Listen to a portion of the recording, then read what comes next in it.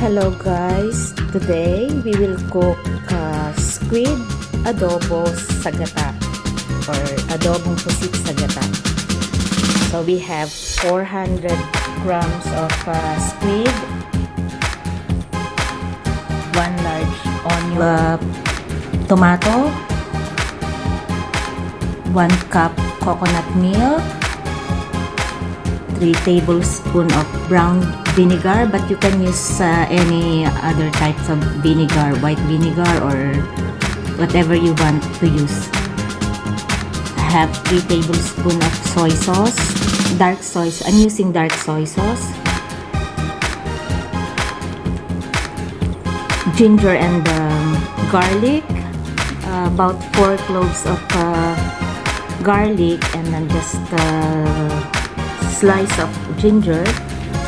You have bay leaves, 2 tablespoons of white sugar, and 1 teaspoon of ground black pepper.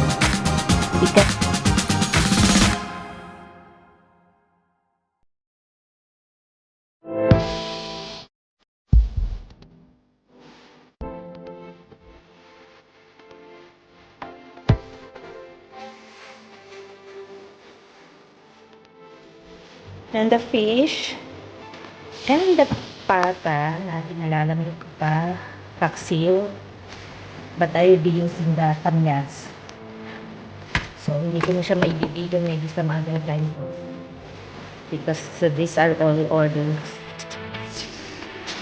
Messy ng kitchen. Then I have the potato, the lime, cabbage, eggplant.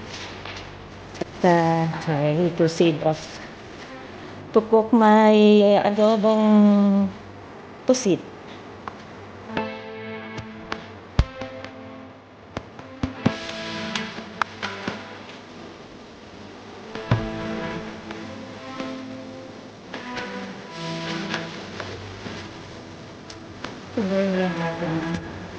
Ginger and lime.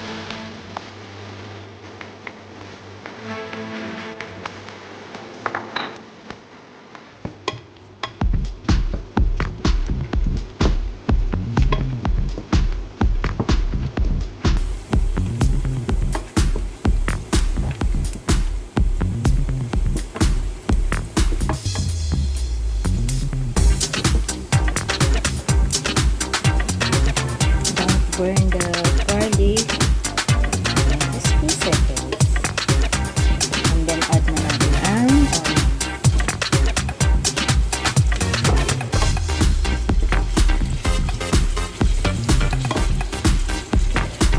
Ayan, kakapagluto lang po ako. Well, sa day off ko sa work and weekend. But yesterday, Saturday, I did not accept the order because medyo naglinis kami yung hobby ng yung other bedroom na where we put all the stuff that we bought from the Philippines. 1 month na kami, hindi pa rin na nakatapos.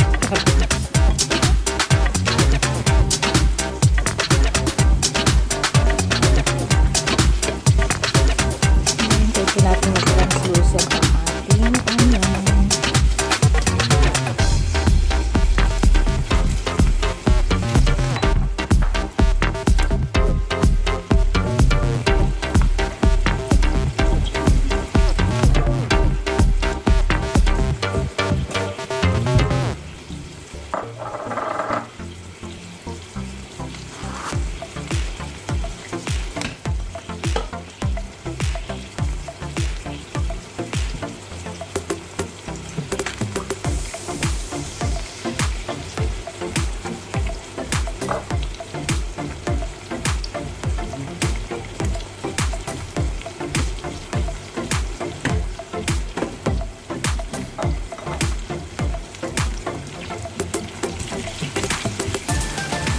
Kasing fish, we bought it na kanina lang, but I have to put it in the freezer kasi pag Sunday schedule namin na pumunta sa mga biyanan ko kasi yung mga orders ko naman is ngayong hapon pang dinner nila.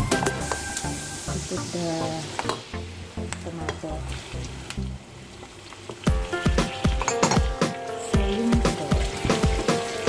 Actually, isisigang yun.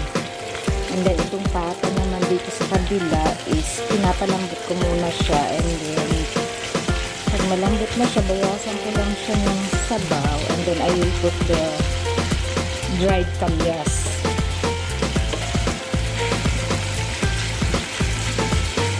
Kainin na natin ang the tomato. Kasi itong squid kukunin mamaya 5 o'clock, so it's 1:30, and then I will cook pa the other order of yung isa kasing Filipino dito, nag-order siya ng squid adobo and beef machado.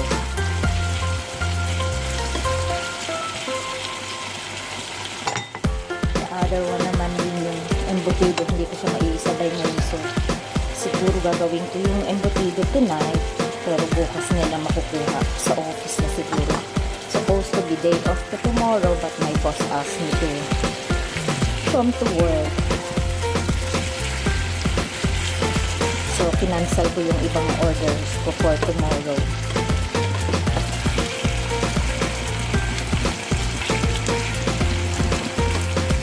Passion and the happy for cooking turn into income. So, maganda. Hindi ka naiinit sa bahay. Lagay na natin ang ating squid.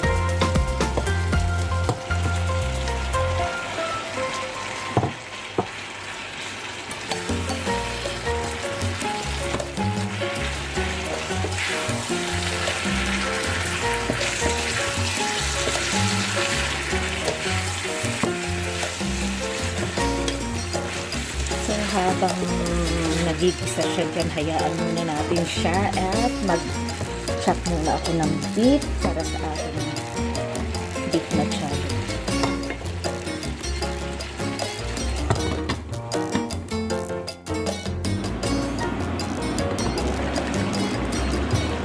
Lagyan natin ang bay leaf.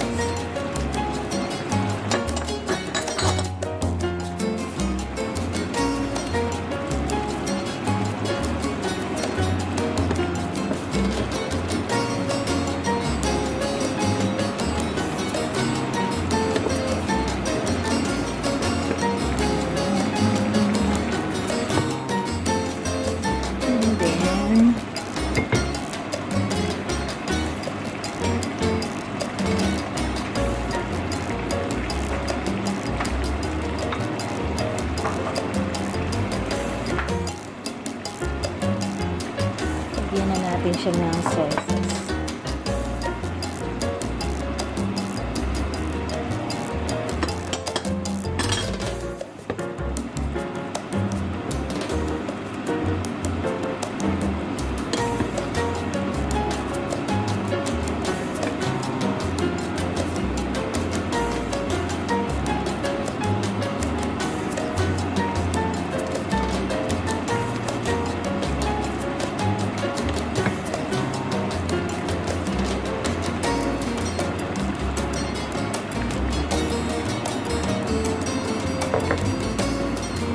Ilagay na rin natin ang put in the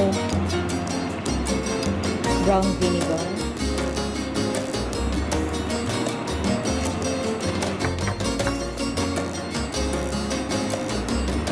Ayan lang natin siyang mixing.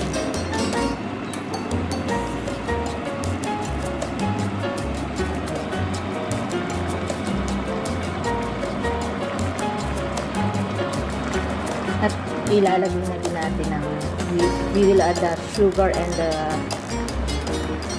ground pepper. 2 tablespoons.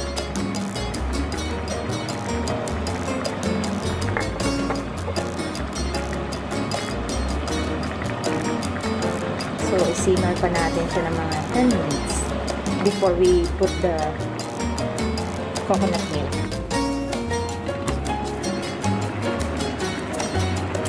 Tikman lang muna natin if we need to add some salt.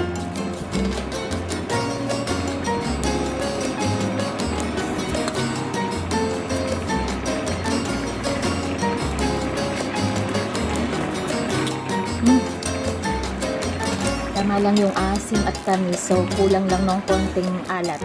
So, magdagdag tayo ng salt. Half teaspoon salt.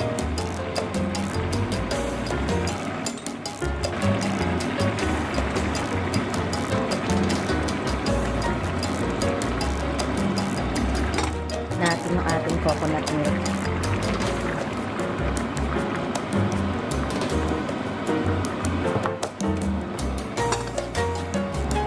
Natin and i-reduce lang natin yung pinaka-sauce.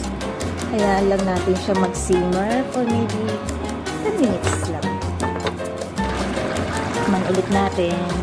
At pwede rin pala kayo mag-add ng sugar if you think na kulang pa sa ang tamis sa inyo.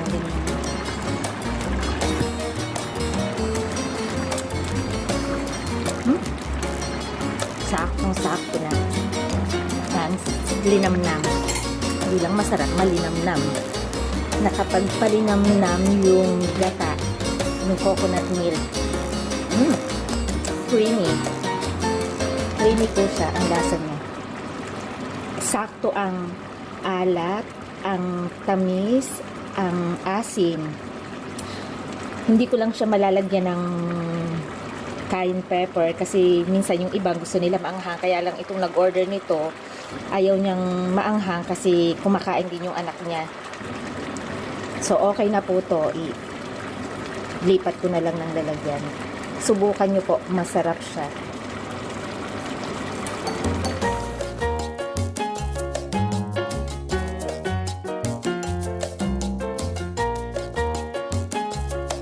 Nilagyan ko lang po ng konting dahon ng parsley and then garnish natin ng fried garlic. Yan.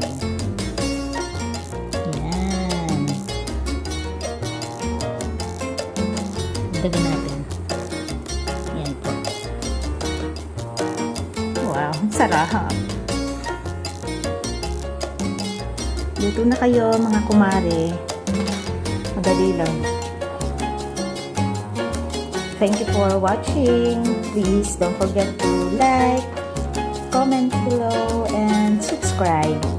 Thank you. Bye.